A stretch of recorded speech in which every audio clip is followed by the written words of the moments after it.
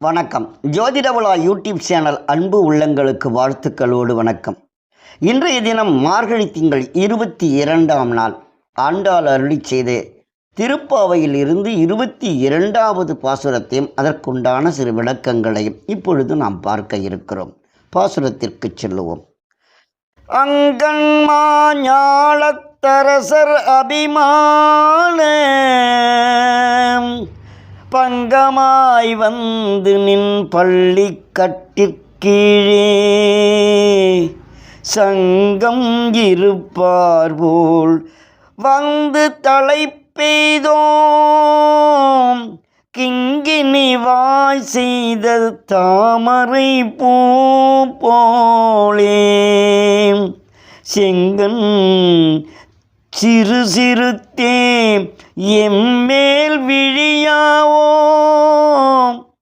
திங்களும் ஆதித்யனும் எழுந்தார் போல்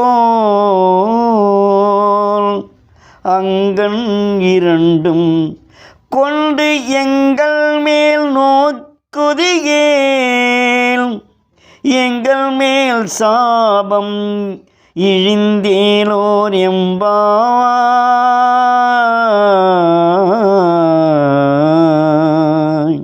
அருமையான அற்புதமான 22வது பாசுரம். அங்கன்மா ஞாலத்து அரச அபிமான. இந்த நாட்டில் உள்ள அரசர்கள் அத்துணை பேரும் வீர தீர பராக்கிரகம் கொண்டவர்களெல்லாம் பங்கமாய் வந்து நின் பள்ளி கட்டிற்கீழ் சங்கம் இருப்பார் போல் வந்து தலை பெய்தோம். எல்லோரும் கண்ணனை பார்ப்பதற்காக ஓடி வந்து அவர் உறங்கிக் கொண்டிருக்கின்ற பள்ளி கொண்டிருக்கின்ற அந்த கட்டிற்கீழே அமர்ந்து எப்பொழுது எழுவார், நாம் எழுப்பக்கூடாது, எப்பொழுது எழுவார் என்பதை பார்த்த வண்ணம், முகத்தை பார்த்த வண்ணம் உட்கார்ந்து கொண்டிருக்கிறார்கள். தலை பெய்தி கிங்கினி வாய் செய்து தாமரை பூ போல செங்கன் சிறு சிறுத்தே எம்மேல் விழியாயோ. கொஞ்சம் கொஞ்சமாக திறந்து தாமரை பூ போன்ற உன்னுடைய கண்களை லேசாக திறந்து எங்கள் மேலே பார்க்க மாட்டாயா? உன்னுடைய கண்கள் என் இப்படி திங்களும் ஆதித்யனும் எழுந்தார் போல், நிலவு எழுற மாதிரியும் சூரியன் எழற மாதிரியும் நாங்கள் உன்னையே பார்த்து கொண்டிருக்கிறோம். அங்கன் அதாவது உன்னுடைய கண் இரண்டும் கொண்டு எங்கள் மேல் நோக்குதியேல். அந்த இரண்டு கண்களையும் திறந்து எங்களை நீங்கள் பார்த்தாலே போதும், எங்கள் மேல் சாபம் இழிந்தேலோர் எம்பாவாய், எங்களுக்கு சாப விமோசனமாகிவிடும்.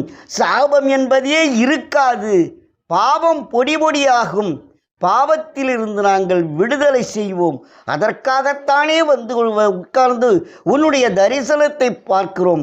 தரிசனம் கொடு ஆண்டவா என்று அழகாக அற்புதமான இந்த 22வது பாசுரத்திலே நமக்கு சொல்லியிருக்கிறார். நாளைய தினம் 23வது பாசுரமும் அதற்குண்டான சிறு விளக்கங்களையும் பார்க்க இருக்கிறோம். வணக்கம்.